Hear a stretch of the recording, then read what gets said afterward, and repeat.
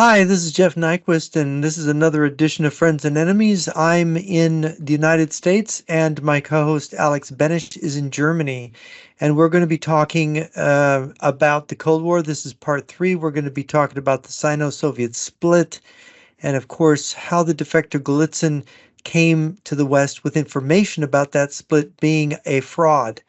Um, so I should just give a little bit of background, but Alex, did you want to make any comments about this whole idea of fake splits within the communist movement? Just real quick, I mean, when you look at the whole context and where communism stood at the time, it should become clear that staging this split and some other splits in the communist realm, North Korea and other places, staging these splits was something they were absolutely going to do. I mean, this was sort of like the logical step to take. So when defectors started to talk about this and other were debating this, in the CIA and elsewhere, this was not some fringe scenario they were discussing, some unlikely thing that may be true or not. This was probably the most significant scenario of them all, because, and I just want to real quick give the main reason for it, because socialism didn't work, and they knew that in the 1920s. It was not productive. It could never compete with the West, let alone outdo the West. So if the West was using an offset strategy, just producing more and more and living better, what were the communists going to do? Early on, they knew socialism didn't really work. So what's the only play there? Or what's the logical play? You stage splits to ease the pressure on communist countries, pressure by the West. You stage splits, and you also prepare for the public end of communism at some stage, because it doesn't work, and ultimately you have to ditch communism publicly in order to rebuild and in order to be able to talk and communicate with all kinds of groups worldwide. So this is when you can finally talk to the conservatives and the audiences, the regular people worldwide. It's not just you can talk to commies worldwide, but to everybody. So, well, the thing is, I think that that you have the question of the ultimate nature and true philosophy of communism in its distilled form. Communism is it's a kind of mental disorder. It's a kind of alienation from reality, from the political and social world. And I must remind you that Marx said that communism wouldn't work until the free market was smashed all over the world. So, and somehow magically, when you smash the free market everywhere in the world, you break the spell of greed that drives the motor of capitalism, and suddenly everybody will want to cooperate, and you'll have the possibility of socialism. Now, to what extent people believe this magic transformation will happen, I don't think that the practical politicians running Russia are trying to believe it, but this is their movement. Communism is the banner under which they control everything. And if you look around the world, Russia, China, North Korea, Cuba, they're all working together, and they're not really helping any genuine capitalist country. Even Iran is part of their mix and is not really a capitalist country. So I think we have to realize that the devil does really believe in evil. They really do believe in something. And it may not be what we think it is, because communism isn't an economic system. That's really not what it is. It's more of a spiritual rebellion against the existing order. And this is why when you go back to the Soviet Union in the 20s, to Willy Munzenberg and then to Gramsci and these other people, and you go to the way that Marxist-Leninists were taught when I was in graduate school, when they were trying to bring people into the underground, They told people, don't read Das Kapital, don't worry about that. That's where Marx's economic stuff is. Read the early Marx. So there was a de-emphasizing among communists of this economic communist theory. That wasn't the important part. It was all about the superstructure. It was all about, well, controlling or destroying religion and creating this new, because they were going to guide humankind. So it's a it was it's a morphing kind of thing. But it's like so it was yeah. To me, just to quickly interject, I mean, it was a cult movement shaped and optimized to get peasants to fight, especially in Russia, to tell them, we have a better future for you. You can become sort of self-governing, with other farmers, and we're, this is the better future. You sign here. This is a military contract for the Red Army. Sign here. We're going to get you a gun and ammunition and some training, and then you can kill, the people from the old system.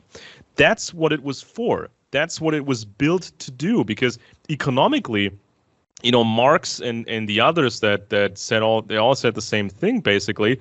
They just criticized capitalism, or they just criticized the old serfdom. They just criticized what the rest of the world was, but they never came up with a true economic system. They didn't know how to make one. All they did was say, we will not determine the prices of goods and labor by a calculation of, supply and demand. We're going to calculate this, with a method that's for the common good. So if one factory worker is a metal worker and he presses parts, how much is this metal worker entitled to another?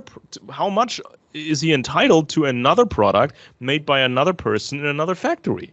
They didn't know. So it was never an economic system and to make everybody happy. It was a movement designed to get people angry and to start shooting. And in the 1920s, they abandoned any attempt to control the economy.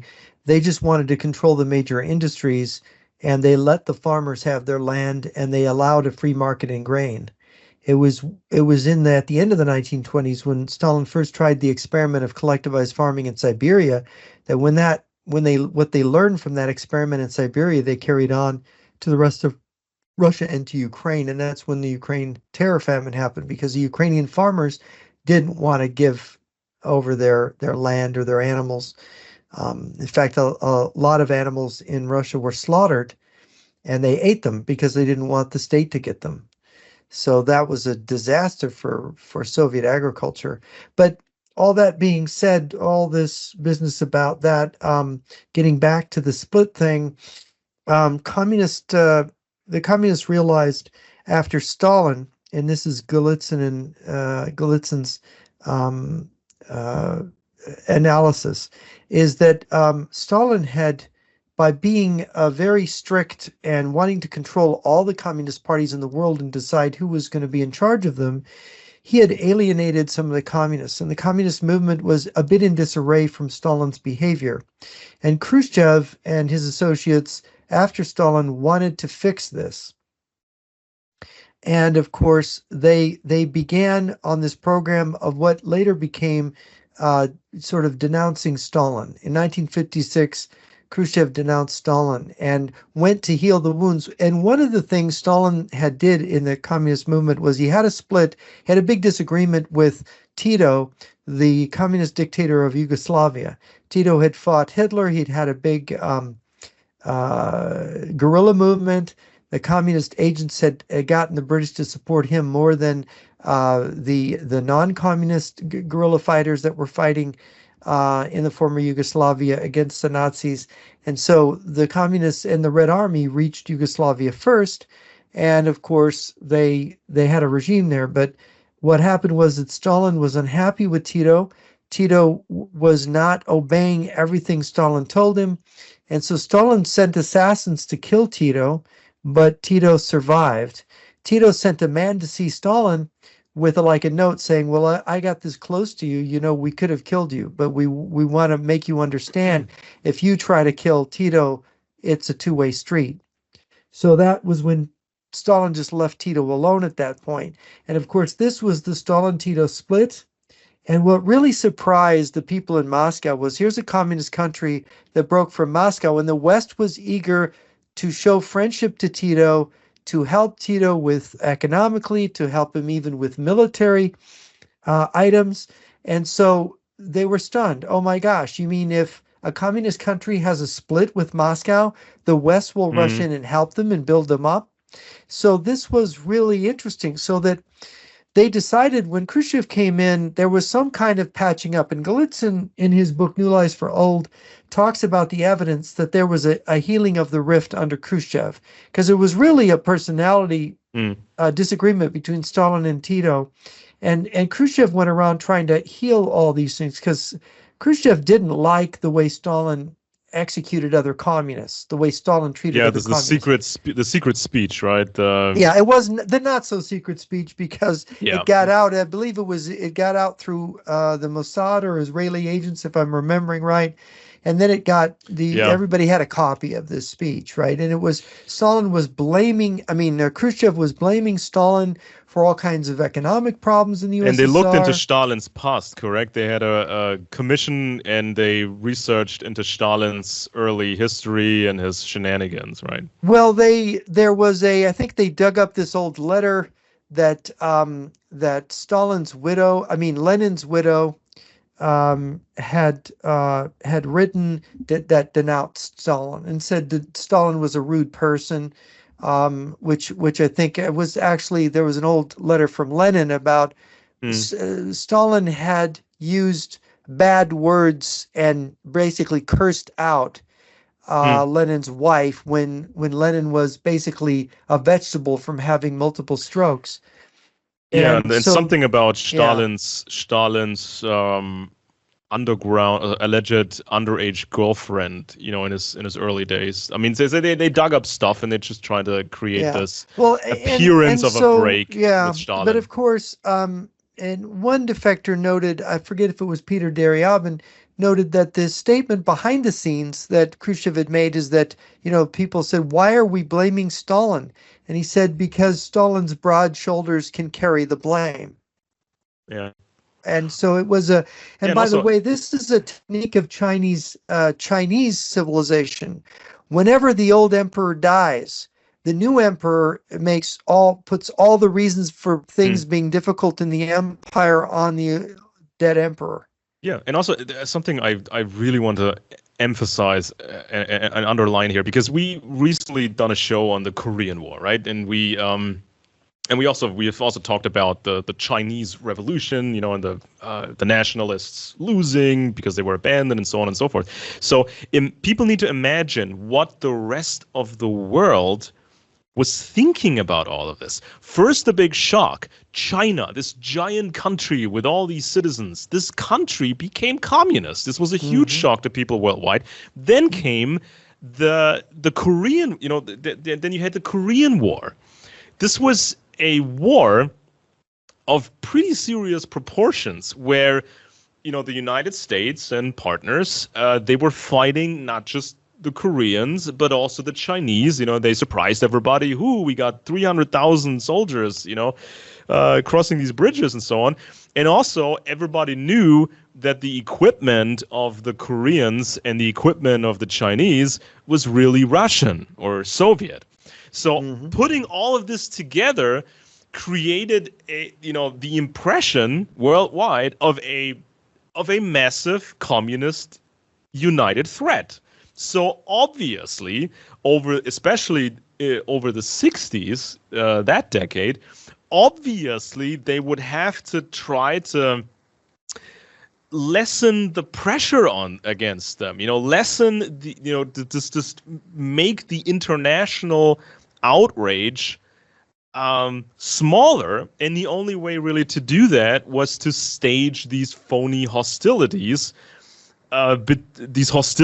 phony hostilities between Russia and China, and also to some degree these animosities between North Korea and And between Mao and Albania Stalin. and the Soviet Yeah, Union, yeah. between Romania and the Soviet Union, between China and Vietnam, and Vietnam and Cambodia, and so forth. Now, some of these disputes are real, others are exaggerated or are quickly healed, but some are outright just fabrications. Yeah. And this is the point. Golitsyn makes detailed arguments about the Yugoslav Soviet split, the Albanian split, and the Sino-Soviet split in his book New Lies for Old. And I direct people who want to look at those arguments to read them. They're carefully studied. There's footnotes. This is just not out of the blue. And then there's a book that Nevin Gusak, my friend Nevin Gusak, made, which you can get on Amazon. Its title is Golitsyn Vindicated, and this is just massive footnotes. I mean, he has so many sources in here about how these splits were not what they appeared to be, showing collaboration behind the scenes between the Russians and the Chinese after their split, and between the Albanians and the Soviets, the Romanians and the Soviets, and so on. Yeah. And we'll see how this doesn't work when it comes to even the rhetoric is inconsistent about the split, because one of the things Khrushchev, if you read Khrushchev on his split with Tito, remember Golitsyn says he's going back and he's healing the rift with Tito. In fact, Stalin, shortly before Khrushchev was deposed, he visited Yugoslavia. They had a big meeting. And in fact, Nikolai Mironov, the KGB general, died in a plane crash going there. But what's interesting is that Khrushchev's rhetoric was to denounce Tito as a revisionist, someone who wasn't a true Marxist. And this is what the Albanians did versus the Soviets. This is what the Chinese did versus the Soviets, calling them revisionists. There's a book here I have. This is typical of the Chinese propaganda. And why did they put this out in English? I don't know. But it's the Soviet Union under the new Tsars. And this is a massive denunciation. This book was, of course, published in foreign language press Peking, when we said Peking rather than Beijing. And of course, this is printed in the People's Republic of China in 1978. Right after the criminals, about the time that right after Mao's death, and the Gang of Five were all strung up. But it says in here, the Bolshevik Party, founded by Lenin, has degenerated into an out-and-out revisionist and fascist party. And of course, this is the very funny thing, because this is the same rhetoric that the Soviet Union used against Tito in Yugoslavia. Yeah. It's almost identical. And it just, when you read it, it doesn't really make much sense, because, and here's why.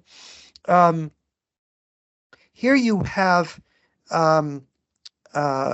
Stalin. They use the fact that Stalin was denounced by Khrushchev for Mao to then say that Khrushchev is a revisionist. Mm-hmm. But Mao was somebody who had been mistreated by Stalin, who wasn't always very happy about what Stalin was doing. So it really didn't make sense, in that China was getting more respect, more tolerance. Stalin never went to Beijing. Khrushchev went to Beijing, but Stalin never went there. Yeah, so what is this about, right? Yeah, but this forced collectivization in China was clearly modeled after the program from Soviet Russia, the earlier program. Oh, more than that. It was Soviet advisors. Soviet advisors. So many advisors. And so many advisors, and all the important Chinese people were trained by the Soviets and the Russians, and the Russians paid for this whole thing. And there was the Soviet news agency was then all over China, and Soviet portraits, and it was just such a big deal. And so I always say that, it's hard to find anybody more Stalinist than Mao, even though they pretended to not really respect each other that much, and Mao trying to humiliate them. Mao was a revisionist in the sense that his people are accusing the Soviet Union of being revisionist. Now, this, of course, book came out when Deng Xiaoping was just coming to power. So Deng Xiaoping was denounced as a revisionist by Mao. So it really is very strange. The whole thing doesn't really cohere if you look at all the changes in China and in Russia. It doesn't fully cohere because what you have is you have Deng Xiaoping wanting to have more capitalism, and he's coming to power in this year 1978 in China, and you have Khrushchev, who is himself going back on. They're all doing it. So for them to, and of course they're doing it, why? To make the communist movement more flexible and more Yeah. effective And also overseas. Yeah. And people need to remember this. Now, for example, in communist Germany, the communist German state, the Communist Party was even allowed there, or even advised or ordered to maintain at least some nationalist veneer, a little bit of this and a little bit of that. Many people may not know this, but they kept some of the old style uniforms, or they kept talking in friendly terms about the legacy of Bismarck and some Prussian stuff. So this was deliberate, because you were talking about an ideology that was cooked up by some French people and some bearded weirdos from Germany. Then it made its way into Russia, and then it was re-imported back into Germany. So of course you needed and wanted some veneer of nationalist elements in there. And we know that Stalin introduced or reintroduced some nationalist elements. Well, Lenin had always allowed for, the whole idea that Stalin and Lenin had allowed that you had to say that that in Russia it was Marxism, Leninism, or communism with Russian characteristics. And Mao was famously said, this is communism with Chinese characteristics. So you had to retain some nationalist element in the communism to get it to be accepted culturally in the country. Exactly. Right? And like with the Chinese, I mean, you had this very, very old civilization in China going back to the Han Empire, which was, as significant as the Roman Empire, right? And so you couldn't just overnight introduce or force people into this communist ideology based on some weirdo German guy named Karl Marx. I mean, there was some German activity in China, of course, before, and some French activity, the so-called concessions and all these European powers try to get into China. But still, some weird German guy came up with this, and now this is supposed to be the thing for China, and like, what? So it had to be... you had all these Chinese communists who were educated in Paris, like Zhou Enlai. Oh, yeah. Yeah. And Ho Chi Minh, who wasn't Chinese, was educated there too. So you had these characters that had these. I mean, after all, European influence on Japan and China, even though China was more insular and tended to reject the European influence, Marxism, especially, and Marxism-Leninism was kind of a rejection of the West from people who were from the West, right? Yeah. So it kind of fit. And the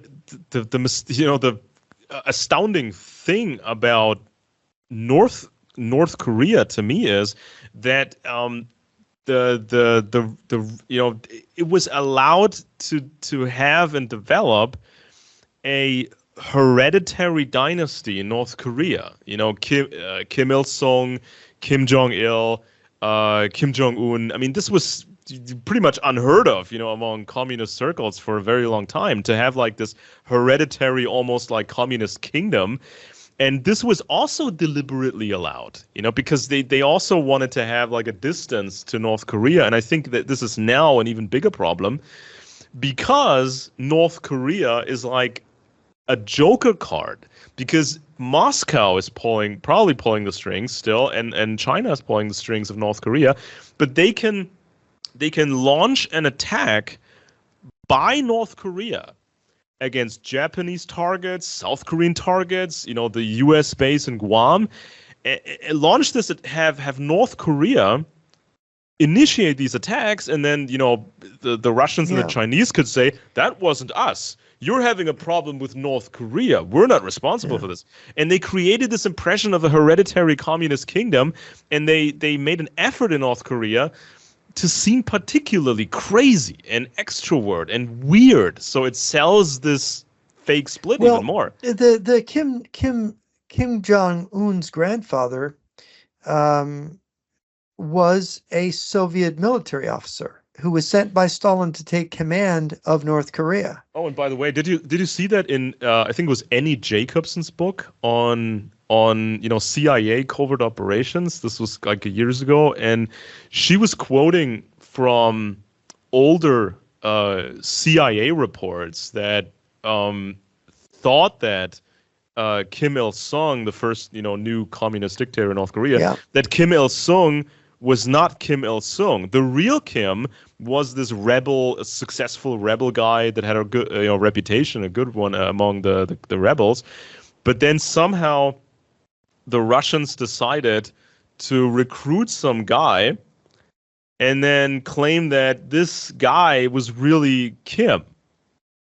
That's just on a side note, because some people, even communists or former Soviet sources, said something along those lines that the fake Kim was created from scratch. So this is like there was a South Korean expert on North Korea. She had been the scholar, the only scholar outside of North Korea that had personally interviewed hundreds, I think it was dozens or hundreds of North Korean officials. She somehow got permission as a social scientist to do this. And I met her at a 2-day conference on North Korea at the George Bush Center in 2001.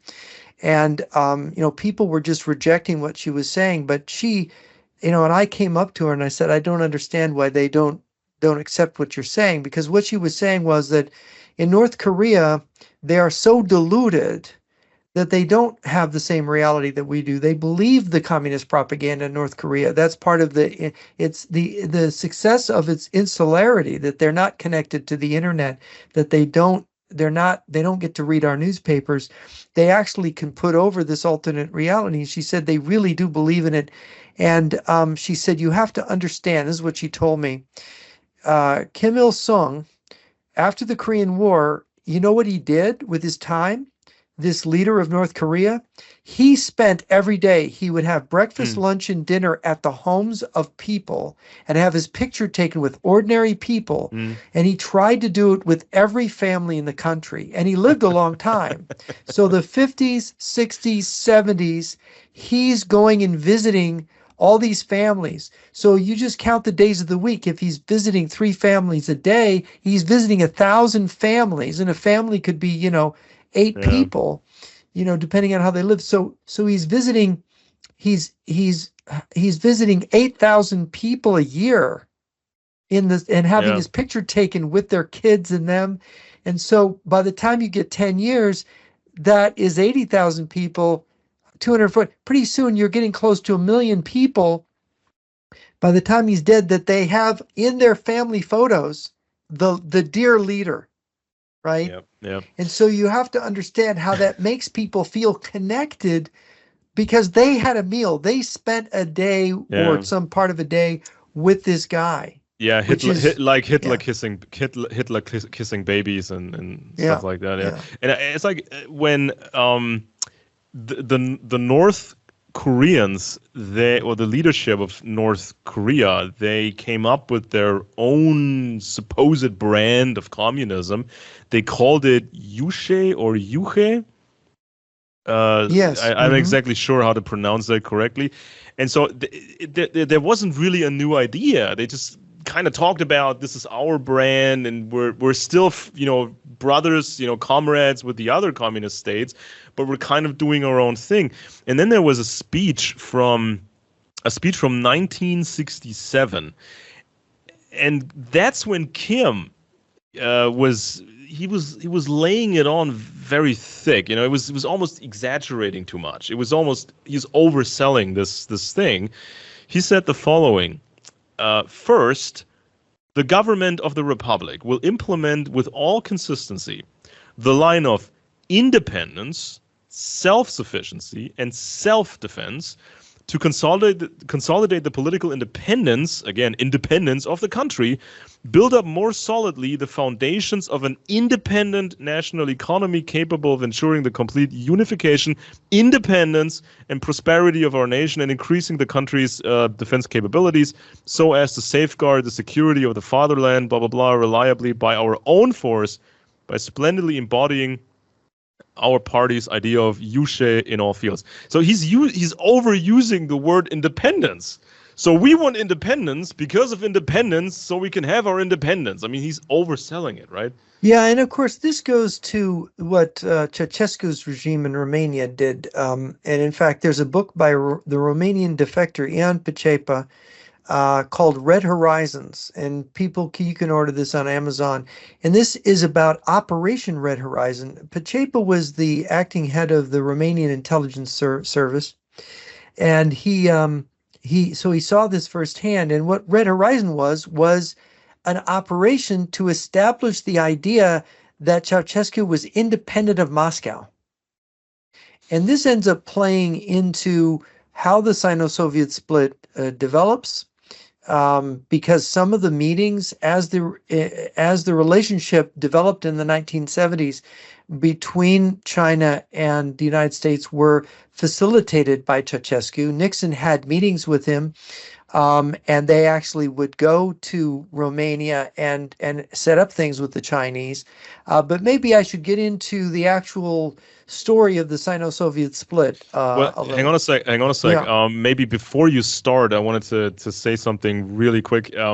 Because when you analyze this, of course you have to get into all of the relevant literature by the defectors, the Soviet defectors. Mm-hmm. Yes, but and others, yeah. But of course, this has to be further investigated using all other sources that are available to you, and this has to be investigated. Yep. And people need to understand. People who are not familiar yet with the defector literature, or maybe just familiar with some of it, people have to understand these defectors were all different, and some of these people, they had access to, different information, and some of that information that they had access to, some of that information may have been part of the deceptions of this. Mentioning one example, Jan Šejna from the Czechs, right? Yes. Because if you read Jan Šejna's books, he just relates what he heard, right? Yes. So he says that our guy, Czech guy, our liaison with the Soviets, he was visiting the Soviets and he was talking to this Russian guy, and this Russian guy said, "Man, we hate the Chinese, and we also heard from reliable sources that the Chinese hate us." So then, this Czech liaison guy talks to Jan Šejna and says, "Well, this is what I heard." So Jan Šejna relates this in his book, and that's why when you read Jan Šejna's book, there's some doubt about the split. There's some doubt, but he's still saying a lot of things that because indicate a split. Because to make the split credible, they have to spread the rumor within and not because there's it would a leak. Need to know. Yeah, it would leak. Yeah, you have this is a very closely guarded secret. And of course, Golitsyn talks about how closely guarded the secret was within the inner KGB, which is only a set of counterintelligence officials in Moscow and in Beijing. Even Ian Pacepa, in his book Red Horizons is all about a kind of fake independence or split between Bucharest and Moscow. And of course, he explains it's all a fake operation done in coordination on the orders from Moscow. And but yet he doesn't believe the Golitsyn or that the split between China and Russia is fake, right? Yeah. So you have the same thing with Šejna, and Šejna wrote articles denouncing Golitsyn. Not Šejna, I'm sorry. Ian Pacepa. Pacepa wrote a long piece in WorldNet Daily denouncing it, and I had an argument with him over that. He was kind of upset with me, but this is an important thing that they don't understand.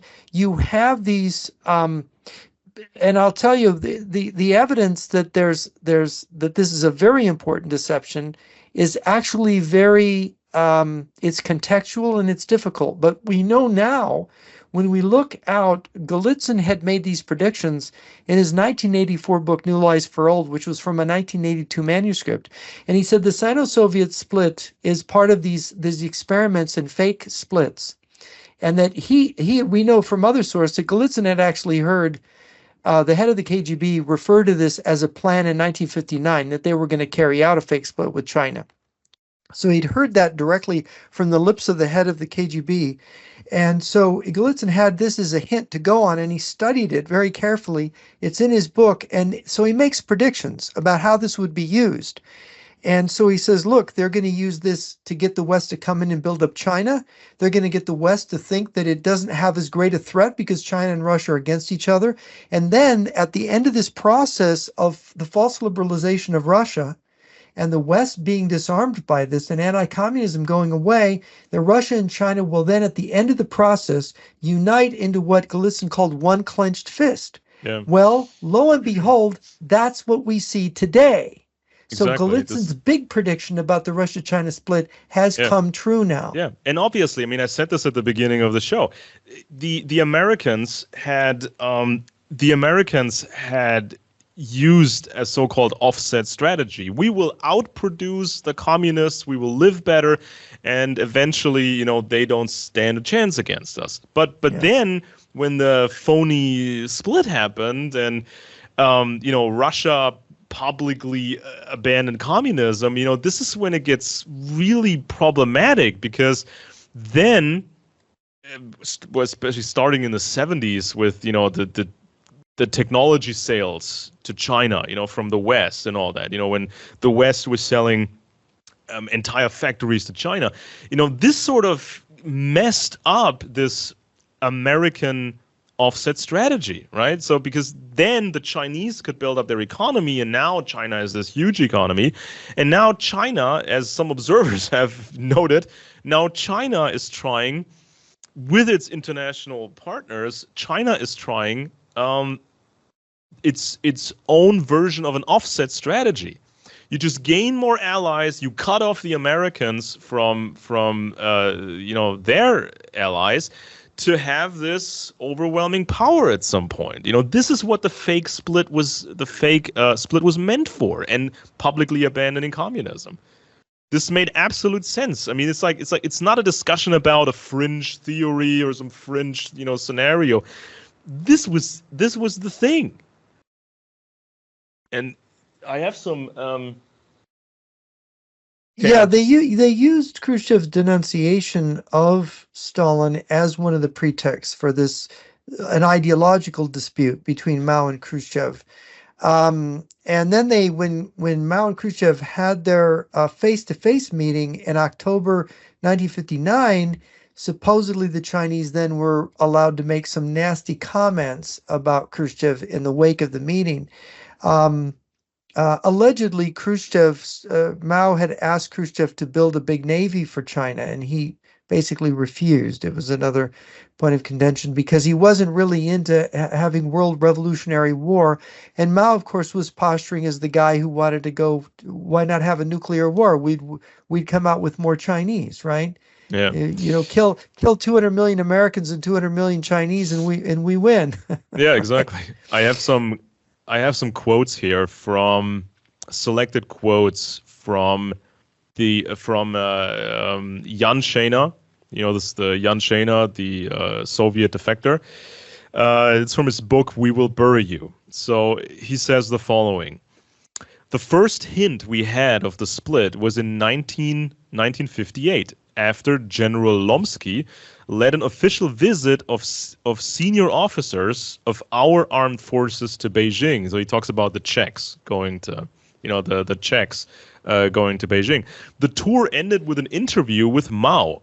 The chairman made no mention at all of the Soviet Union, but using suitably Marxist phraseology, he affirmed it was China's responsibility to develop a new theory and practice of communism in Asia. So we can assume that Lomsky talked to other Czech. Lomsky then talked to other Czech communists about this trip, And this information found its way to Shana, who then defected. Shana defected 10 years later to the West and told what he had heard. So if Mao was deliberately spreading false information, then the expectation probably was that these falsehoods could leak to Western intelligence and policymakers. This would make it believable, because the CIA and others, they could say, well, this comes from a defector, and he, relates these stories from other people, so it must be credible, right? And so then there's another quote, and it says, Marshal Ivan Konev, commander-in-chief of the Warsaw Pact, cut short Lomsky's enthusiasm for Mao's collectives by snapping at him. My experience tells me we should never trust these Asian fanatics. Now, Konev was a marshal of the USSR and commanded troops in World War II.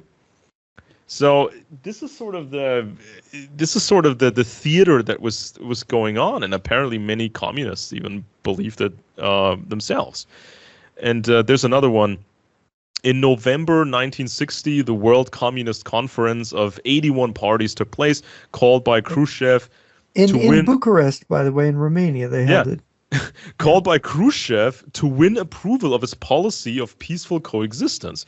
And this, by the way, this was the first meeting of all these parties since World War II. So it was a very big event. And to affirm Moscow's hegemony over the communist movement, now challenged by China, the Russians discovered what underlay the Chinese attitude early in 1961, when their intelligence sources obtained copies of a secret letter circulated to party cadres in China.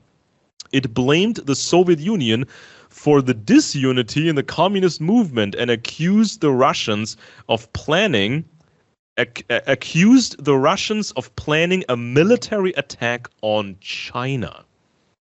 So this is the information, or the pseudo fake phony information that was tossed around, and that was picked up by many communist officers, and some of this information found its way to the West, Western intelligence. Yeah. And of course, the open polemics, of course, it's ironic that in that 1960 November to December meeting, it was Deng Xiaoping that was representing the Chinese delegation. The Deng Xiaoping famously accused of being a revisionist by Mao. So they were all posturing. And one of the things that we learned from studying Stalin and Mao is that they would tack to the left and they would tack to the right. And they were always doing this. And Gorbachev referred to this as the Leninism follows a zigzag course, right? You're zigging to the left, you're zagging to the right. And of course, Stalin, when he went to the right in the 1920s, he eliminated his left-wing party members. Kamenev, Zinoviev, and Trotsky got pushed out. And then when he tacked back left with the end of NEP, he got rid of Bukharin, right? So this is the thing, is that these other people had to go left when Stalin went left and go right. But what they learned was, by playing this game between Mao and Khrushchev, they could actually create the illusion of a split. And it's really ironic that in this split, China claimed that it wanted World War III and Russia didn't. So Russia wasn't revolutionary, but China was in no position to wage World War III in the 1960s. It's absurd. It's really ridiculous. By 1963, you begin to have open polemics in the Russian and the Chinese press, each against the other country, like this booklet that I have here, which is, the Soviet Union under the new czars. That's typical of the thing you would read. But, American analysts were very skeptical, and you had this Golitsyn who had come to the CIA and said, look, they're going to do this fake split. So Angleton, the head of CIA counterintelligence, was looking very much for evidence, for the proof, for the smoking gun that they were collaborating. Of course, all he could find were things like what Nevin found in his book here, all the different projects. And of course, one of the things is there was the alleged withdrawal of the Soviet nuclear specialists to help China develop nuclear power and nuclear bomb. But then they sent German communist specialists to China. And by the way, one of the things Nevin's discovered, if I'm remembering right, is that a lot of these, not all of these Russian nuclear specialists were withdrawn. Yeah. There was a continued help by Moscow so that in 1964, Communist China got the bomb. Well, if Russia had withdrawn its support, how did they get the bomb? Oh, by the way, didn't the famous or infamous atomic spy Klaus Fuchs, he was arrested in when he was back in Britain. He spied in America against the Manhattan Project. Mm-hmm. The British had told the Americans, this guy is safe. We vetted him multiple times. He's safe. Of course, he spied on the Manhattan Project. Then he went back to Britain, and he was ultimately arrested in Britain, and they put him to prison for a couple of years. But then they released him, didn't they? And they sent him to communist communist Germany, right? Mm-hmm. I think, yeah, and he continued his work, right? And some German guys, I think, were even sent then to China to help them. We were always exchanging people with the Eastern Bloc, and of course, it's funny how these different countries, one of the things that Nevin shows is how these different countries that were strictly under the thumb of the Soviet Union were going and helping China. So how could that be when Russia and China are denouncing each other? Then you have the interesting thing. So how do they sell this to, they don't really try to sell this to Kennedy or Johnson, but they end up really selling this to Nixon with Kissinger at his elbow, with Henry Kissinger being Nixon's national security advisor.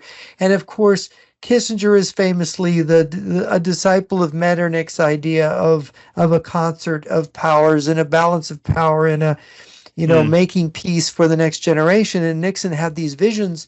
When you look at Nixon's first inaugural address in January 1969, he's talking a lot about peace. He's talking, of course, the Vietnam War is going on. He wants to bring it to an end.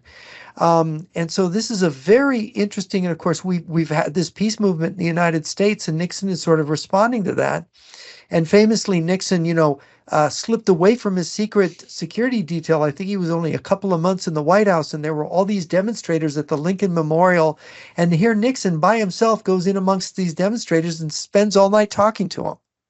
Yeah. Right. So the president of the United States, without any bodyguards, is going out mixing with the demonstrators. And of course, these kids must have been just astonished. Yeah. But he stayed up all night arguing with them. So this is Nixon is really into this peace thing. And I think the straw that broke the camel's back on this one, I think, was what we're going to talk about in just a bit. Was the Lin Biao incident. So this was supposedly this grand coup d'etat attempt, with the Chinese and so with the Russians behind it, supposedly. Yeah, and this created this finally cemented this false impression, because this phony split thing had been especially developed during the 1960s.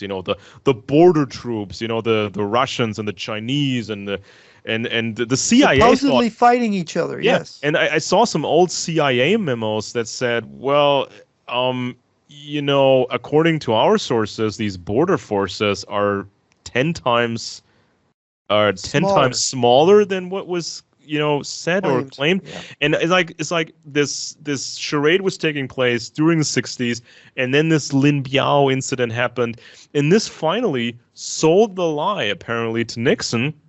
Because Kissinger obviously talked to Nixon about this, and probably told him, well, this is going out of control. This is, and we can use this. We can use this to our advantage. We're going to play nice with the Chinese, and we're just going to play off the Russians against the Chinese, and this will, ease the pressure on everybody. It's like, well, let's go into the details. Now, I just as a personal remembrance, when I was 11 years old or so in 1969, there was a report on the radio one morning that they were hearing, maybe I was 12, it was somewhere in there, they were hearing, picking up Russian military communications about artillery strikes on the Chinese border and so on. So there's these reported border clashes between Russian and Chinese troops. And in 1969, now H.R. Haldeman was Nixon's chief of staff, and he wrote a book called The Ends of Power, which came out after he got out of jail for Watergate. I think it came out in 1978. I read it when it came out. And H.R. Haldeman, or 1977 rather, but anyway, H.R. Haldeman claimed that in 1969, the Soviet Union approached President Nixon and said, we want to do a preemptive nuclear strike on China against China's nuclear facilities. So China won't be a nuclear power. We want you to go in on this strike with us. And of course, didn't just to quickly interject here, didn't the Russians even didn't the Russians also talk to other governments worldwide to put out the feelers, supposedly? How would you react if there was a Russian-Chinese war? It was a bit Could you broadcast. be on our side? Yeah. Could you be on our side theoretically? Yeah. So this was selling the lie. Yeah, they were really selling it. And this is really, and of course, it was sensational when Haldeman's book came out, this and the other revelations. And of course, Nixon firmly denounced this, said that the Soviet Union had better not nuke China, that he put bombers in the air, according to Haldeman, and threatened that we would use our nuclear umbrella to defend communist China. And of course, we had no real relationship with communist China. At about that time, it had been 2 years since we'd even had our diplomats meet with the Chinese diplomat at this point. We would occasionally have meetings, usually in an East Bloc, Warsaw Pact capital with some Chinese diplomats. Our diplomats would talk, and it was always about, you support Taiwan, so we don't want to talk with you. And that would be it. We'd meet every couple of years. But then in January 1970, after this supposed Russian threat to nuke China had passed, both the U.S. delegate to the meeting was held in Warsaw, which is, of course, an Eastern European country under Russia's control. The Chinese and American diplomats both said to each other, maybe we should have a more in-depth meeting. Maybe we need to get together. Yeah. And so this was the beginning of And of course, if you read Kissinger's memoirs, which are right here, and I reviewed it last night, his memoirs are titled White House Years. This is his first volume. Kissinger says this was sensational, that they were getting intelligence sources from everywhere, like you say, that Russia really hated China, that the Chinese really felt like they could be annihilated by the Soviet Union, and they needed to have Americans' friendship. And so this kind of plays out. But what's really interesting is as they're trying to work on these meetings and how to approach, the idea comes about of sending a presidential envoy to China, which of course is going to ultimately be Kissinger. This then in July of 1970, when they're 6 months into this process of starting to talk, there is an American signals intelligence plane 100 miles off the coast of China, and a Chinese MiG fighter pursues it and tries to shoot it down. And of course, this causes a great stir in Washington, and it's both in Nixon and Kissinger's memoirs, and it's interesting how they both talk about it. And it was like Kissinger comes up with the idea that there is an internal conflict in China, that the Chinese, that there's a faction in China that does not want the Americans to talk to Mao, and that faction must be pro-Moscow, right? I mean, that's the logical inference. If Russia and if China and the U.S. are getting together, and there's an incident where a Chinese plane tries to shoot down an American plane over international waters, this has to be an attempt to sabotage the relationship by somebody who's really with Moscow. So this then begins this strange story that becomes the conspiracy and death of Lin Biao, because then as the events occur, finally you have Kissinger end up going in July of 1971 to Beijing. The secret trip. You mean the secret trip? It's a secret trip to China. He pretended to be ill, right? He faked an illness and right, or he the Chinese joke that he pretended to have a secret liaison with one of his girlfriends, Okay. that kind of thing. But anyway, so he makes the secret trip. Nobody knows what's going on. But then so now when they got it in the bag, when the Chinese and the Russians have got it in a bag, and they've got this belief that there's a faction in China that's really with the Russians. In September of 1971, the U.S. intelligence notes that the Chinese leaders disappear for 5 days. And then there's this plane. You said leaders, plural. Or singular. Chinese leaders, yeah, all of them. Yeah. All the top leaders disappear for 5 days. And then there's this plane that leaves this military airfield and crashes in Mongolia, or maybe is shot down in Mongolia, right? And they're thinking, oh my gosh, what is this? What has happened here? And so we've got some intelligence that there has been a coup attempt against Mao, that Lin Biao, the head of the People's Liberation Army and one of the three leaders of the Cultural Revolution, which is Madame Mao, and Lin Biao, that he is dead, that he tried to overthrow Mao in collusion with the Soviet Union. That's why he fled to Mongolia on his plane. And of course, we have this story, but it doesn't quite add up. Yeah, and it's like people have to remember it was the forensic investigation conducted by the USSR which recovered the supposed bodies following the crash. So the Soviet Union had confirmed that, or claimed that Lin was among those who died in the crash. So we have to rely on their word. The Soviet Union, in reality, Lin's body wasn't on the plane. Actually, my source, Colonel Lunev, didn't say whether Lin was on the plane. What he said is that all the bodies had been murdered before they were put on the plane, and the pilot had crashed the plane in Mongolia and had parachuted out, and was picked up on the Mongolian border and brought back to Beijing. So the whole incident was a fabrication. Now, what's interesting is that that you have this book, which comes out, and it's rather, the Washington Post review of it denounced it, as did many, denounced it as disinformation. It's The Conspiracy and Death of Lin Biao by Yao Ming Li. And this is a very interesting book because it has things in it that are right out of Golitsyn, but they are given an explanation that helps support the Sino-Soviet split. So you have this story that they're trying to sell to the Americans, that Russia and China are at war, that Lin Biao, at the behest, working secretly with the Russians, tried to destroy Mao, which then explains the attempt to shoot down the airplane, right? And of course, the U.S. intelligence aircraft. But what this Conspiracy and Death of Lin Biao says is really interesting. Remember, we talked about there's something phony about the border incidents between the Chinese and Russian troops. Oh yeah, there was just so people know and are aware of this. There were some. Well, there are claims of skirmishes along the border. Some people get shot on this side, some people get shot on the other side. So we have to rely mostly on communist sources. We're supposed to trust these sources. There's American signals intelligence that Russians are directing artillery fire. They're picking up the communications for directing artillery fire on the border.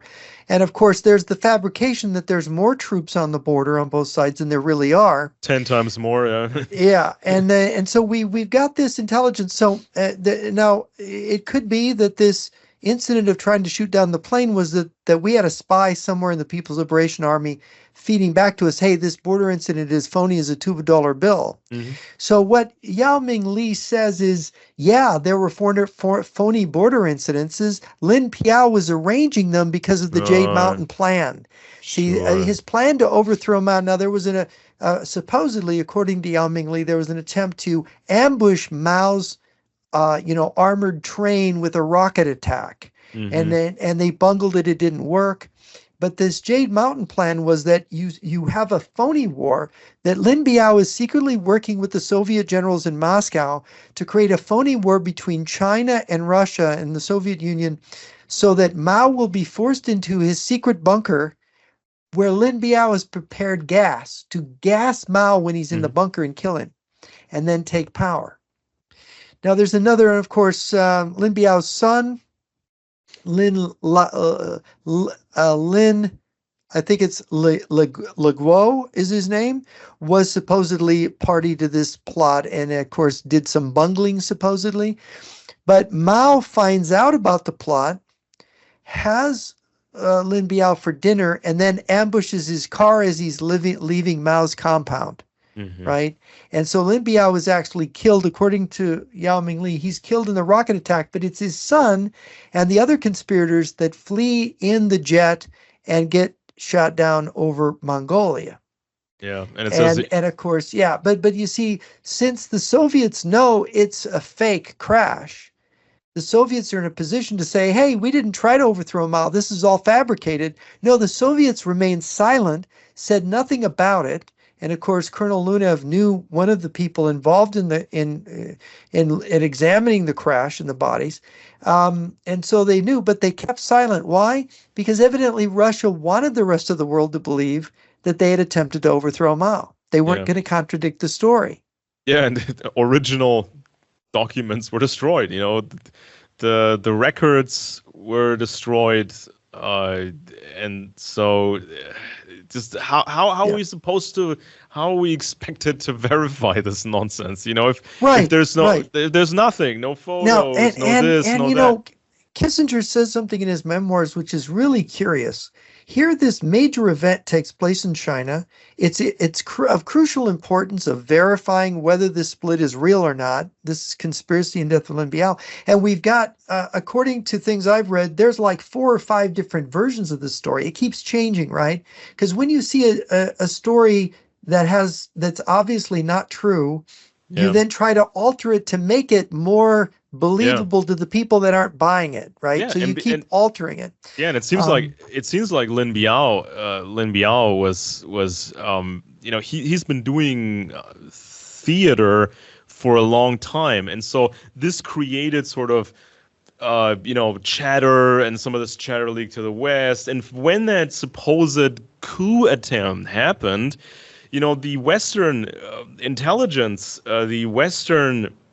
intelligence services, they tried to assemble reports. They were going through all the old documents and old reports, and it created sort of this giant picture of this looks kind of real, but it was 10 years of theater. I have another quote here. This is also from Jan Šejna's book, Soviet defector from the Czechs, and he was just telling what he heard, and he heard or saw or somebody else saw. So here's the quote. It says until the Sino-Soviet split, the Chinese had observer status in the Warsaw Pact and enjoyed a comprehensive exchange of military and general intelligence information with us, meaning the Czechs.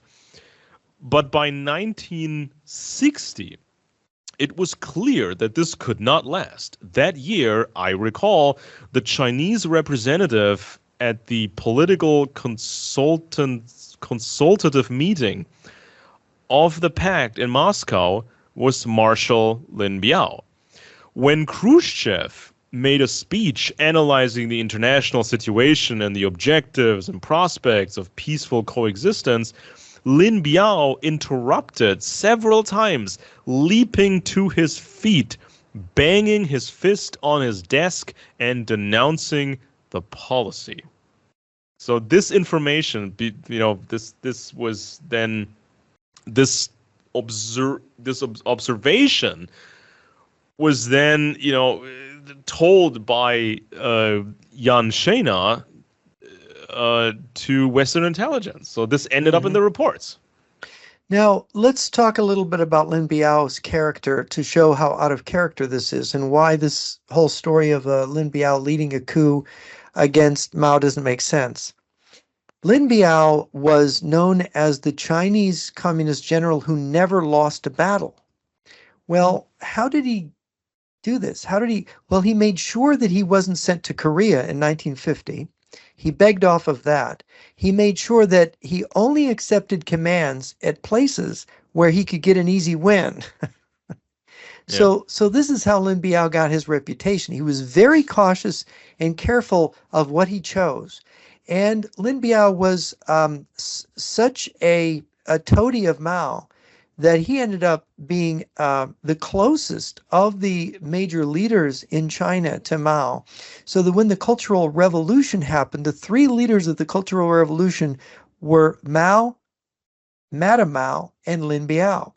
Lin Biao was out there in the demonstrations leading it.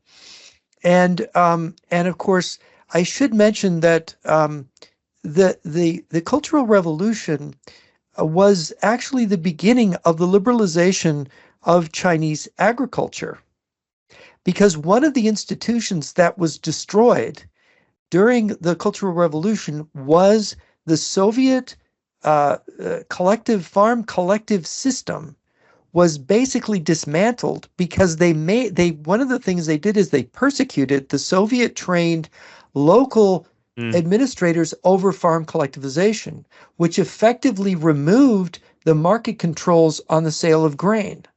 A lot of people don't realize that happened during the Cultural Revolution, and that had to have been intentional on the part of Mao and Lin Biao.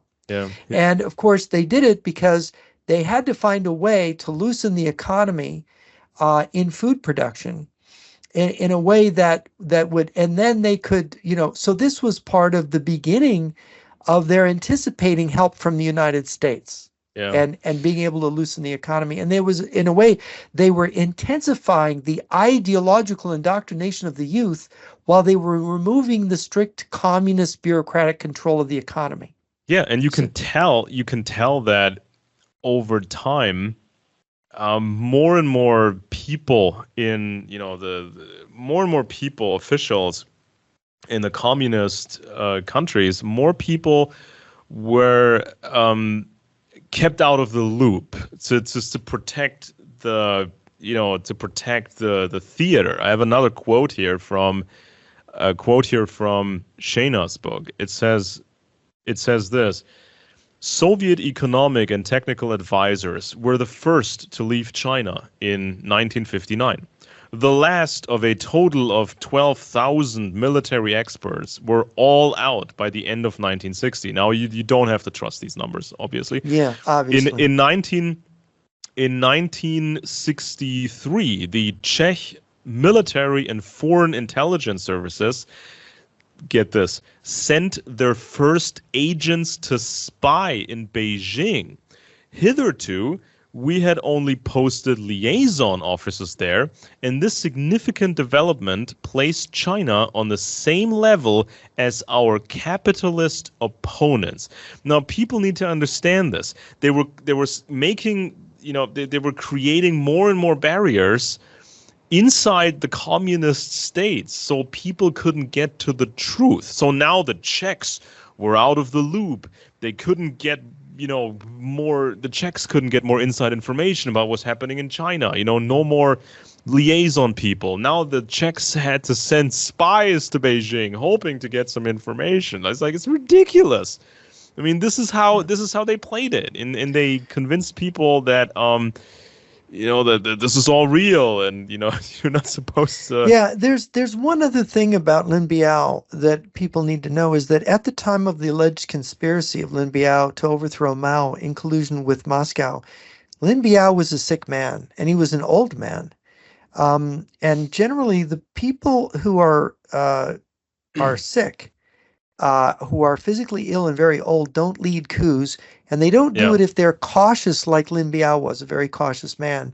So it doesn't, in terms of character, it doesn't make sense. And then a note about Liu Shaoqi. In the Cultural Revolution, the great enemy of that was denounced was the then head of the Communist Party, Liu Shaoqi, who and what's really funny about Liu Shaoqi is that nobody really knows what happened to him. Supposedly he was persecuted to death, hounded to his death. There's different stories, none of them fully consistent, about what happened to Liu Shaoqi. But I happen to know a Russian who, Liu Shaoqi's had a granddaughter in Moscow, because one of his children went to train in the Soviet Union and ended up marrying an American. I believe it was his daughter went there. She married a Russian, I think, Air Force officer. So this guy was dating the daughter when the KGB threatened him and said, we're sending him back. And this is around 1980 or so. we're sending her back to China to her family. Now, this is the granddaughter of Liu Shaoqi. Why is the Soviet Union sending the granddaughter of Liu Shaoqi back to China in around 1980 if there isn't some kind of secret cooperation? And of course, again, I point to Nevin Gusak's, many finds about secret levels of cooperation that were hidden below the surface. Yeah, and like there was no motive for Lin Biao to make a coup. There was no giant pressure to do this, and just it's because the story seems like there was this giant pressure and they had to act, and this was the one big chance. This is all nonsense. And also because why would they do this for some small ideological differences? Why would they do this because some some Chinese wanted to, maybe introduce some more nationalist elements? Who cared? This was just normal. And also, the whole Soviet way of doing things, since the revolution in Russia, the Soviet way of doing things was to ensure by purges and more purges and by spying on your own people to ensure that there would never be a real break. Right. They've done this over and over again. And you saw lots of purges in the, China in the era of Mao. There was another purge. And then Mao said publicly, our comrades have become too complacent. They're not warriors anymore. They're not, hardcore enough. We need a purge. We need the hardcore guys. So there were purges in China, and probably these purges had multiple functions, and probably there were some people purged in China because they were not loyal to Moscow. Well, right? someone who is really close to Mao was the head of the secret police. Then was Kang Cheng, who is a very intelligence officer. Oh yes, and he was quite the spider, Kang Cheng. And of course, what were Kang Cheng's history with Moscow? Well, he had always been Moscow's friend. He was Beria's guy, right? I think Beria was connected to him. Yeah, he came up through that era, and they were very close, these people, to the Soviets. I mean, you got to remember the Soviets carried these people and supported them during the period of World War II. And then they made sure these people got into power in China. Yeah, because people have to remember this whole operation, right, of turning this giant country, China, into a communist system. This whole project, that was a huge investment by the Russians. Communist China was Soviet Union's baby. Yeah, and this was a huge investment. So what do? You protect your investment. You make sure you make sure that it doesn't wander off or that it turns into something else. And it's like the idea that China was a threat to Russia, that China's nuclear arsenal was a threat to Russia, is laughable.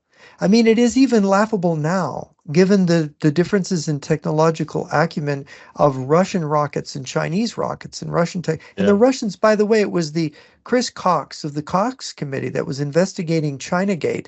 That's the Clintons leaking technology through the Treasury Department to the Chinese.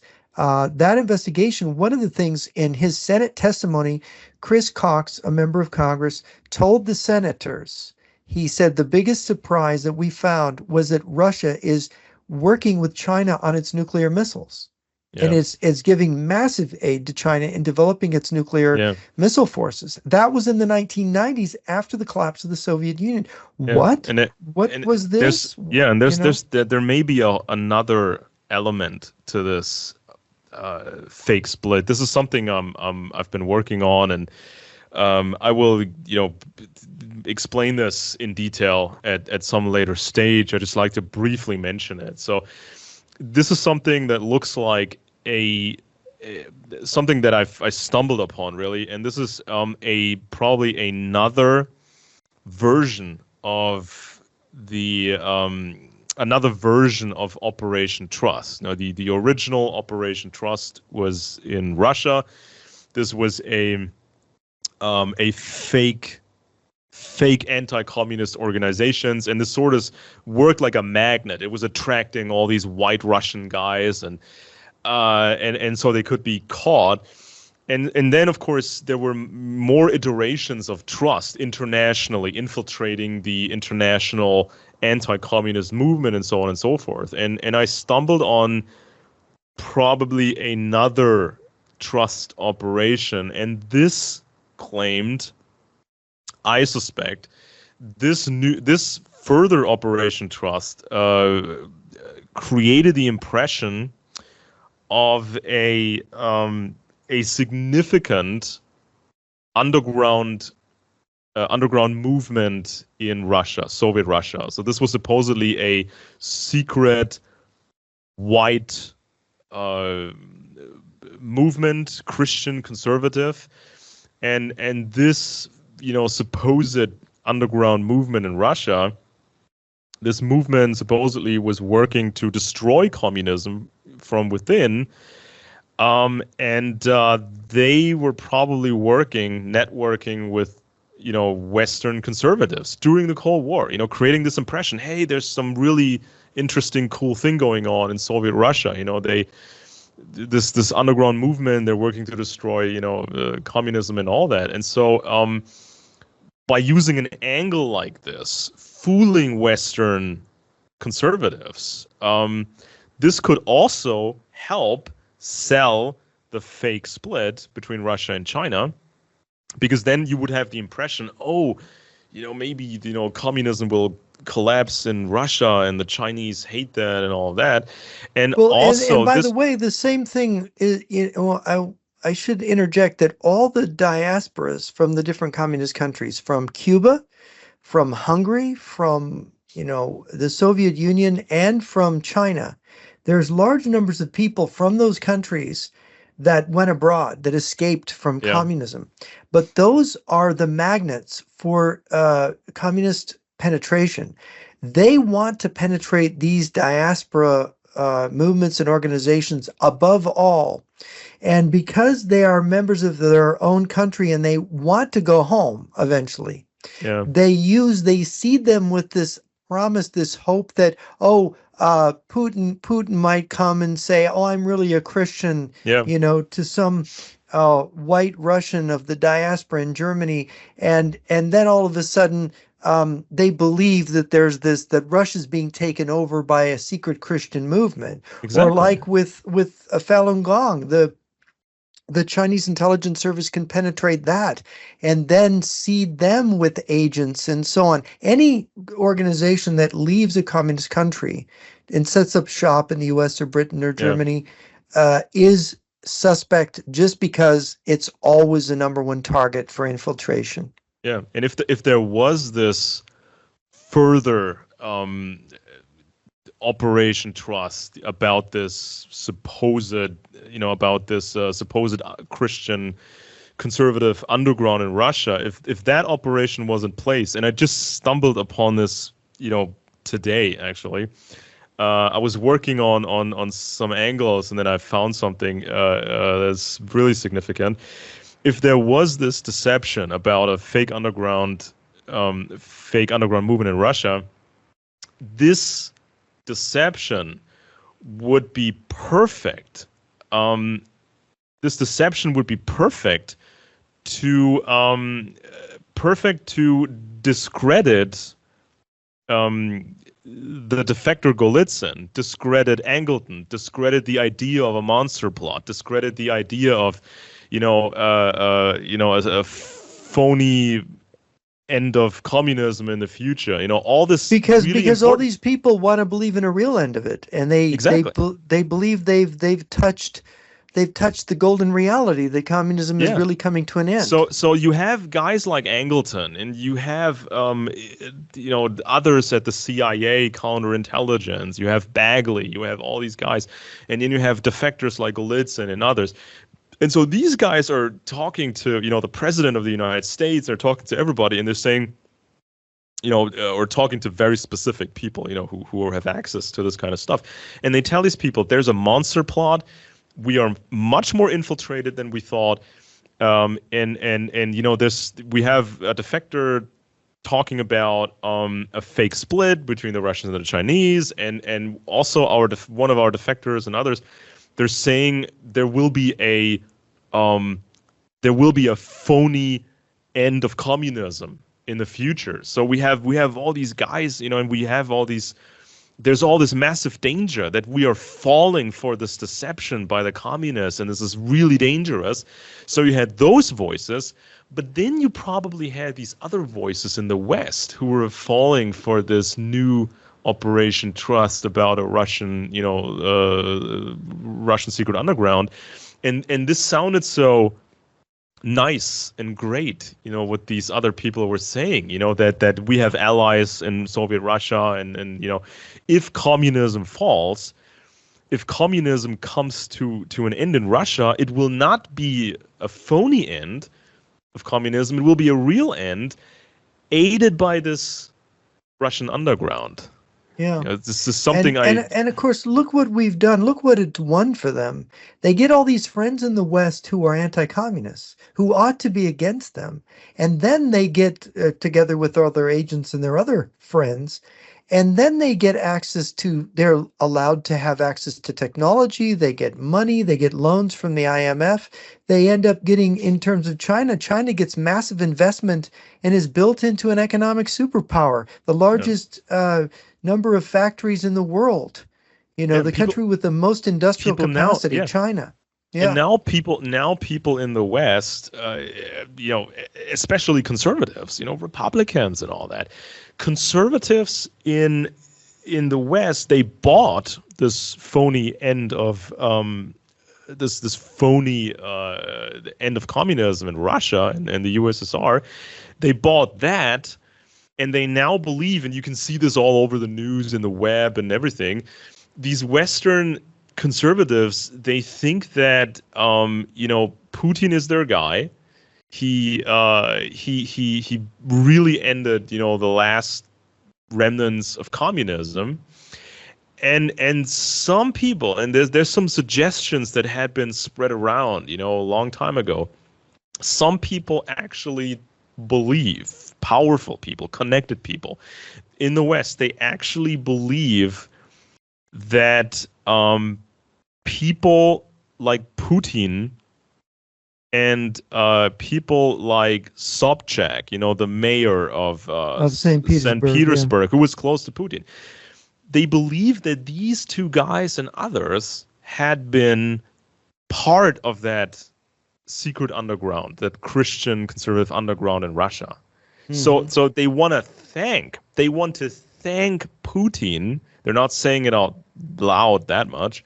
They don't want to be too explicit about it, but they think that they have to thank Putin for destroying communism, along with destroying it with the help of this underground. Just to give a real quick short preview. A couple of years ago, I read the book by Catherine Belton. It's called Putin's People in English, right? Mm-hmm. Yes. I have the German edition. I have the English edition. So yeah, it's a very interesting book. Yeah, very interesting book. So I read this whole thing, and then I noticed this one thing that I didn't expect. I was expecting all this great inside info of Russian money flowing into the city of London and all this appeasement and all this craziness. So I was expecting that, but then she tells a story. Catherine Belton does. She says that one of her sources, high-placed person, banking industry, that source told her the following. The source says, well, there is this, that was, because she's now dead, there was this Russian princess. She's called Princess Tatiana Hilarionovna. And she's also related, or she comes from the Vasilchikov family, an old established Russian Tsar, pro-Tsar family.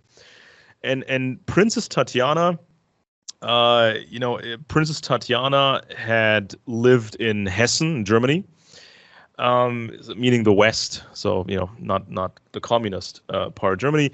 She lived in this castle in Hessen, and she had married Paul from the Metternich clan. this very old Austrian, partially German family. Metternich. And you mentioned before Clemens, I think it was Clemens Wenzel von Metternich, the famous international, statesman. The nemesis of Napoleon, yes. Exactly. And so, this was Princess Tatiana. She had grown up in, the old Russia, and her family was then evacuated first to Crimea, and then the British king, actually, I think it was George V, the British king has them picked up, and also somebody from the Romanov family. So Tatiana's family was very old, and Tatiana's family was close to the Romanovs. So they get evacuated from Crimea, and she ends up in this castle in Hessen. And then we are told in this Catherine Belton book, we are told that the source explains that Tatiana, in her castle in Hessen, she got a visitor, and that visitor was none other than Vladimir Putin, a younger Vladimir Putin. Now we know that this would be what, around 1985, 86? Five-ish. As it was either 85. It was either 85 to 89, because that's what the foreign posting was. That's when of course Putin was working in the Dresden KGB in liaison with the Stasi. Exactly. Yeah. So people have to remember the German border. That was, Hessen is right next to the Soviet German state. So it would have been as simple for Putin. It would have been very simple.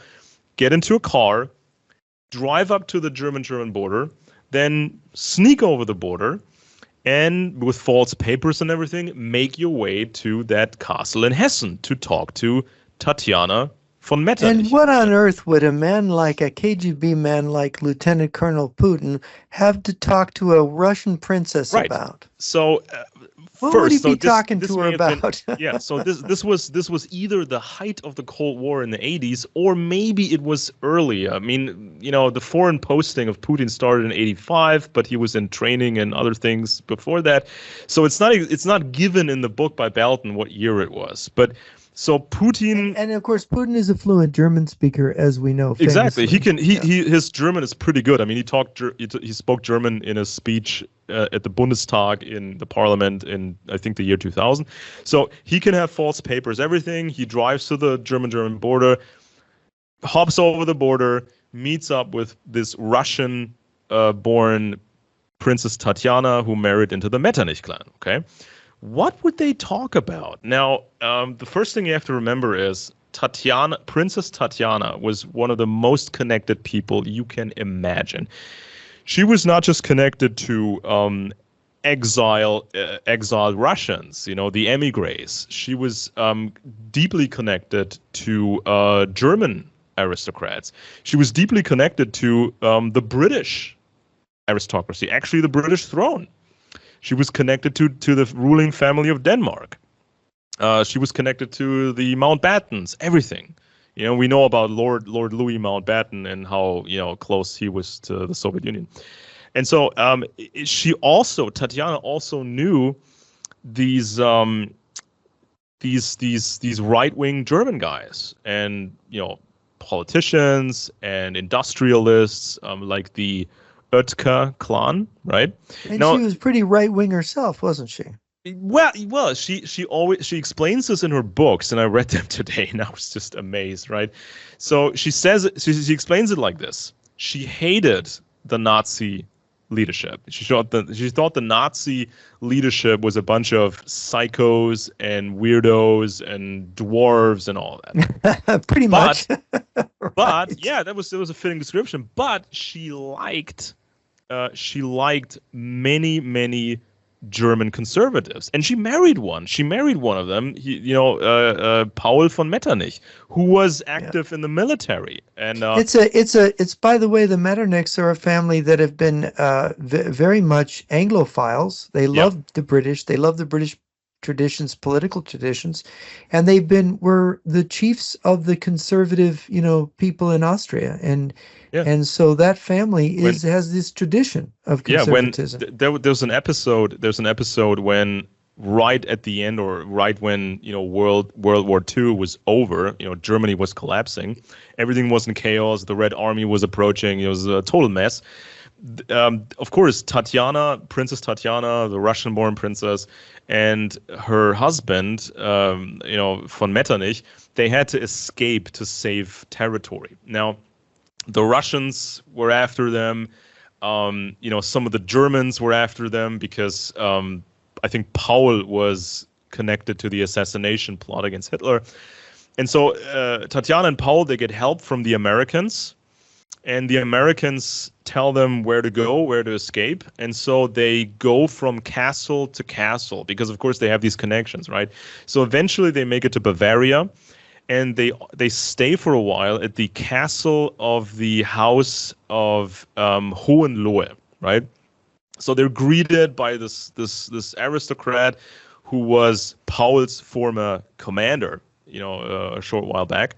So they're greeted by this aristocratic guy, the House of Hohenlohe, and this guy's wife. She is directly related to the to the highest levels of Britain. She's related to the Romanovs. She's related to the House of the House of Hessen and all that stuff. So they went from tell castle us to what castle. what do you think Putin had to say to her? Why would Putin be talking to her, and what did you learn about her beliefs that might indicate what that was about? So she not only made that distinction between the bad Nazis and the good German conservatives, she also made a similar distinction when it came to the Russians. So she said that the communist leadership was just terrible and horrible, and she hated the communist leadership. But she was convinced that Princess Tatiana was convinced there was this underground in Russia, and the secret underground in Russia. She explains this very thoroughly in her book. This was her memoirs, and there's other books. So she was convinced that the communists had not been able to really change the soul of Russia and the soul of the Russians, right? Oh dear. So they tried to destroy the Orthodox Church. They tried to re-educate people, blah, blah, blah. And you have to remember, a lot of the white Russian families, like herself, Tatiana, the Vasilchikov family, those were the white Russians. And they were very often very religious, the women particularly, very religious. And so in the Russian Civil War, a lot of these white Russians became red, the red Russians, communists, because they felt there was no other way. They didn't like communism, she explains, but these whites had to pretend to be communists. And a lot of these whites were not purged, in the later decades. These families, these originally white families, continued to exist. And so she alleges, and she may have believed it, she alleges there was this secret conservative Christian underground in Russia, right? So this is what she tells people. And so where did she get this idea? Could she have gotten it from her visitor, Mr. Putin? Well, who's known to carry a cross and claim to be a Christian secretly? Yeah, I mean, and there's another little thing I need to mention before I get into what Putin probably told her.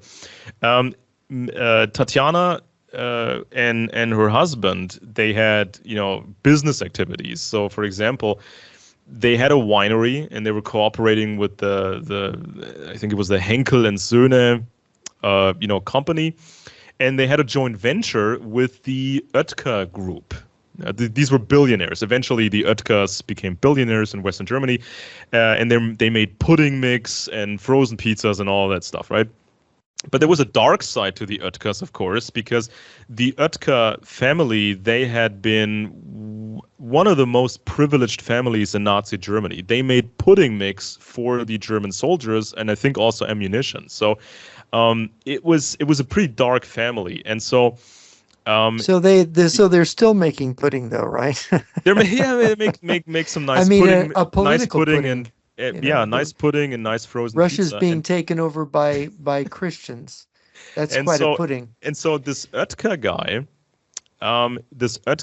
that Princess Tatiana was working with, and I think the Oetkers eventually, owned Tatiana's champagne business or something. I mean, people remember the commercials on German television. This was on all the time.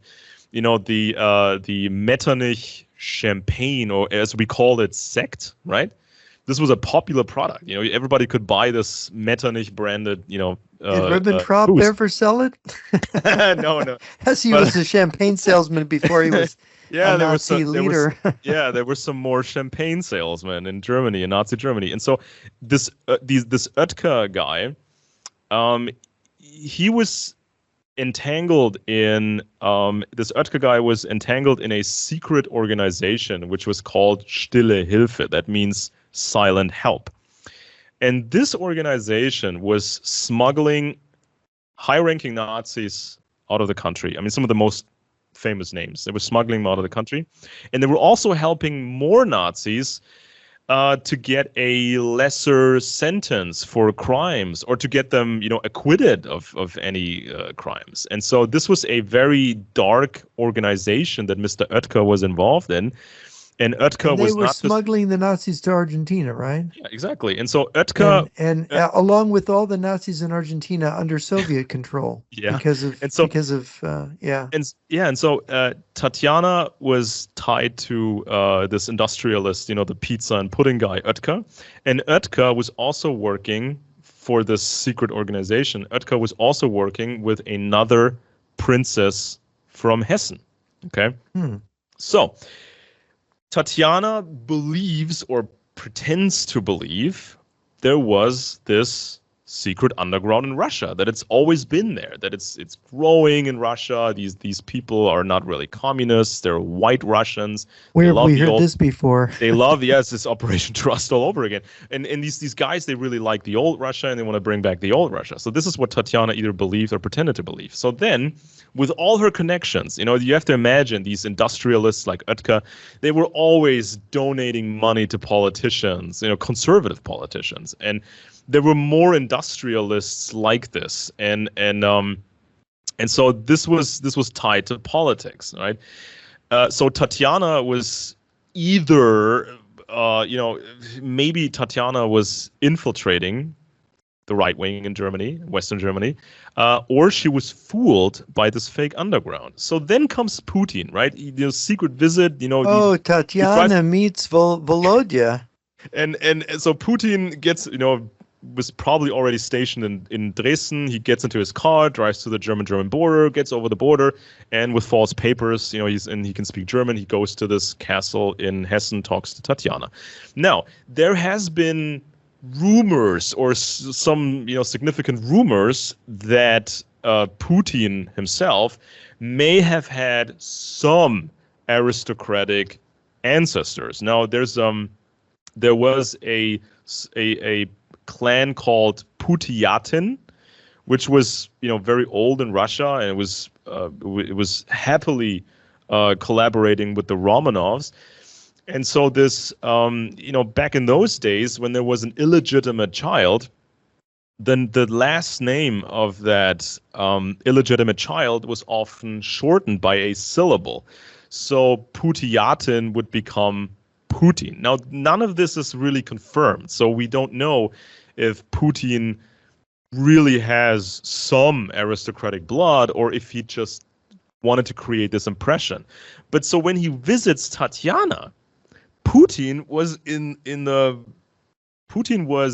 really in the perfect position to sell that phony idea of a secret underground in Russia. Especially now, maybe since Tatiana he likes to wear that cross and maybe Tatiana was already people, Maybe Tatiana was already in on the scam. Maybe she was fooled by Putin, but this was probably Putin's approach while talking to her. Hey, listen, I am formally a communist. I've work for the KGB, but I really hate communism. I'm a Christian, and there's an underground in Russia. And I didn't tell my KGB colleagues that I would be making this visit. So you have to be cautious about who you tell about this visit. And so I'm trying to talk to you because of this underground in Russia, and you have all these connections, Princess Tatiana, so you could help us out. So we could get you information from inside Russia, and you could maybe get us some information flowing towards Russia. And also, as I said, Tatiana was connected to the Oetker family, and they were helping former Nazis. So if this whole Oetker operation was infiltrated by Soviet intelligence, this would be a nightmare. And this would actually explain why the conservative party the conservative party in Germany became more and more pro-Russia, especially after 1991, and especially when Putin came to power. Because why would this conservative party in Germany that was so pro-America all this time during the Cold War, why would this party push the career of Angela Merkel, who grew up in the East under communism? Why would they do that? This would explain a lot, why Sure. Why all of this happened. So and then, of course, when Putin became head of state, some people not only believed he was in the West, some people not only believed that Putin was, really a conservative and a Christian, but some people probably believed that Putin had been part of the secret underground working to destroy communism. So some people were probably thanking Putin for destroying communism. And so when you're talking about somebody like Tatiana von Metternich, she was connected to so many people in the West, and this is probably how this idea was spreading of that phony this idea was spreading about this Russian underground. And this is where you get these idea of phony changes. Yeah, and this is in the Soviet Union and phony changes in other communist countries. We have these stories. There's a Cuban version of this. There's the Romanian version. There's the Chinese, of course. The people forget that the crackdown at Tiananmen Square began because there was a democracy movement in China, and people thought, oh, China's going to democratize. Yeah, and this is maybe how this lie of a secret underground. This is probably how this lie spread, not just in Western Germany, but also in Britain, because Tatiana was so connected to Britain.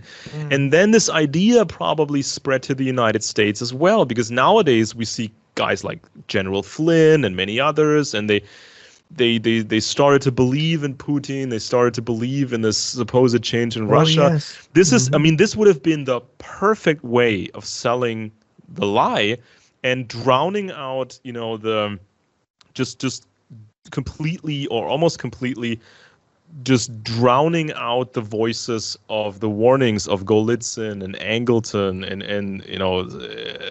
and some of these others, because it was the perfect way to sell this, and imagine if this had reached Americans, influential Americans, right-wingers, conservatives. They probably heard this multiple times from influential people. So they thought this information was coming from all directions. So it's probably true. Yeah, you have this enormous organization in the KGB and its sister services to spread all kinds of false news and images. And of course, this is what the Chinese did in terms of exaggerating in coordination with the Russians, this idea that there was this conflict between Russia and China. Yeah. And we're getting up on the the 2 hour mark, and I'm thinking we should probably. People say we go too long. I'm thinking, do you think we're at an end point here? Maybe one other point, because I think that's very important. In 1971, the lie was sold about the Russian-Chinese split. Kissinger talks Nixon into this, we should play nice with the Chinese, and that actually happened. So what happened next in the 70s, or starting in the 70s? These massive technology sales from the West, Europe, America, technology sales to China. Now, it's at the early stage, they said, well, we're just going to sell factories to make fertilizer, factories to make chemicals. Well, they can also be used for explosives, of course. And then at some point, the Chinese were demanding these Rolls-Royce engines, these airplane turbine engines, and this was prohibited by Western laws. But then Kissinger actually assured people that he found a way around it, that he could make this work. So all this technology was sold to the Chinese, and when we compare this to the current situation, people still don't get it. Republicans don't get it. They still think that Russia and China are really separate, and you could play them off against each other. This is still believed. We talk about this all the time when it comes to the Ukraine war. We argue that by supporting Ukraine, the Russians get weaker and weaker, so America can then focus on the Chinese threat, right? So by Russia getting weaker, this creates a problem for China. But many people don't buy that argument because they still think these countries over there, they're separate, and Putin is anti-communist and all that nonsense. So this is how the West is fooled, and the Chinese have actually started a while ago. The Chinese have actually started their own offset strategy to hoping to outproduce the West to dominate. And it's like and of course, if we don't see that Russia or China have become liberal democratic countries, it just hasn't happened. And yet we were sold this idea decades ago that these countries were going to change, and now we see they're united together, as Galitzin warned, and they're dictatorial. They're more strict and dictatorial every day. China is cracking down. There's purges in China.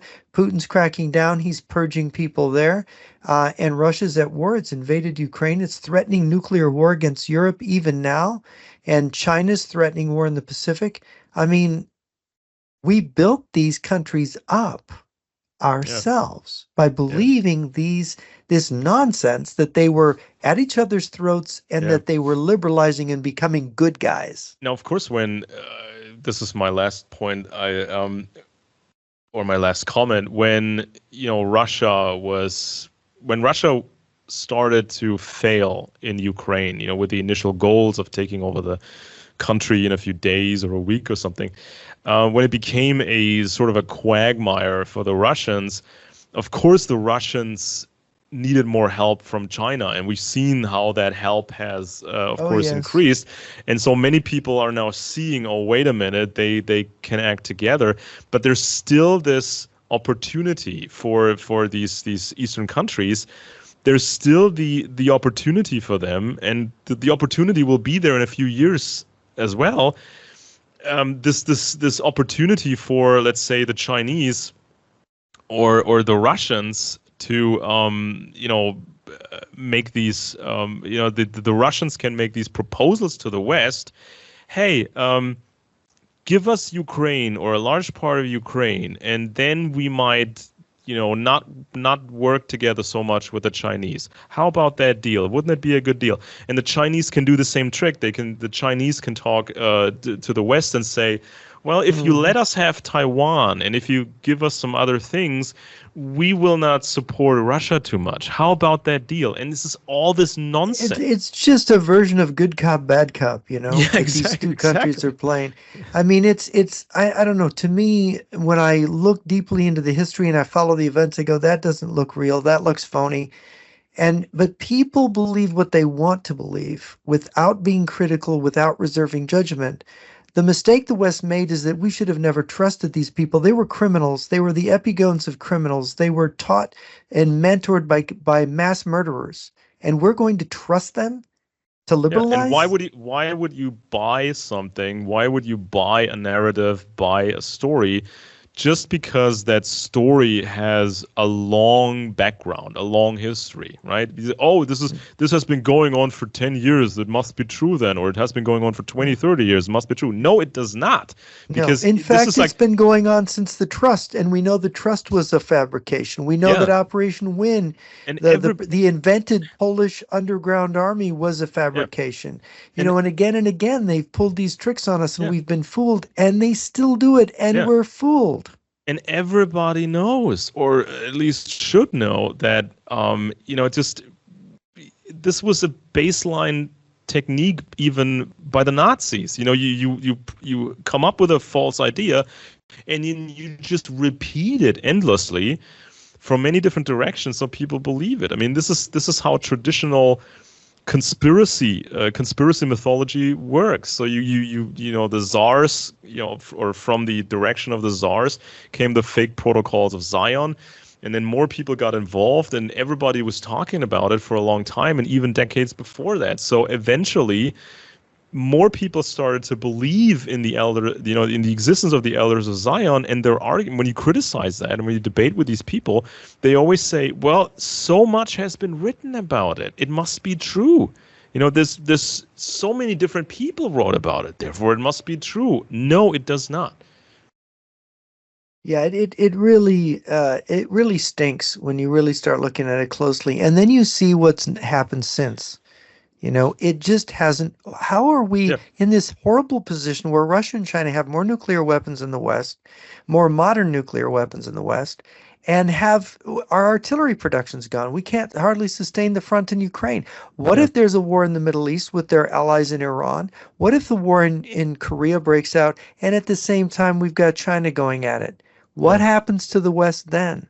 Yeah, there's only a limited toolbox when you want to sell a lie. I mean, what can you do? You can maybe send over a fake defector, and that all defector variations on the same theme. So the defector will then give away some valuable assets to make the fake defector seem more credible. That's one option, but it's an expensive option because you have to give up some valuable sources, to sell it.